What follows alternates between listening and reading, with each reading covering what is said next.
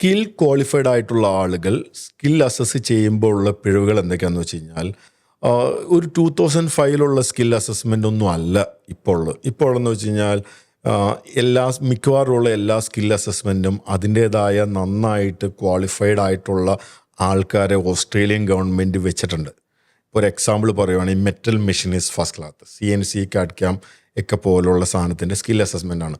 ഈ സ്കിൽ അസസ്മെൻറ്റിന് ഒരു 3 തട്ടുകളുണ്ട്. ആദ്യം പേപ്പർ അവർ ഇവാലുവേറ്റ് ചെയ്യും, അതിനുശേഷം വർക്ക് ചെയ്യുന്ന വീഡിയോ എടുത്ത് കൊടുക്കും, അതിനുശേഷം ഇൻ്റർവ്യൂ ഉണ്ട്. ഓസ്ട്രേലിയയിൽ നിന്ന് സ്കിൽ അസസ് അതോറിറ്റിയിൽ നിന്ന് ഒരാൾ വിളിച്ച് ഇൻ്റർവ്യൂ ചെയ്യും. ആ ഇൻ്റർവ്യൂ ചെയ്യുന്ന സമയത്ത് ഏകദേശം 200-300ഓളം ക്വസ്റ്റ്യൻസ് ചോദിക്കും.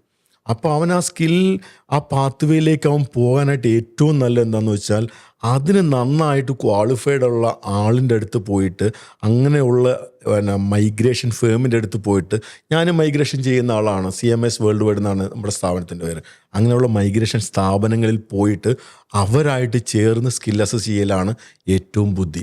കാരണം ഈ കുട്ടി എന്തെങ്കിലും ജോലി ചെയ്തുകൊണ്ടിരിക്കുന്നതായിരിക്കും, അതിനെപ്പറ്റി ഭയങ്കരമായിട്ട് അദ്ദേഹം ടെൻഷൻ അടിക്കുന്ന ആവശ്യം ഉണ്ടാവില്ല. അവനവൻ്റെ ജോലിയും വർക്ക് ഇതൊക്കെ ആയിട്ട് മുന്നോട്ട് പോകാൻ പറ്റും, ലൈഫായിട്ട് മുന്നോട്ട് പോകാൻ പറ്റും.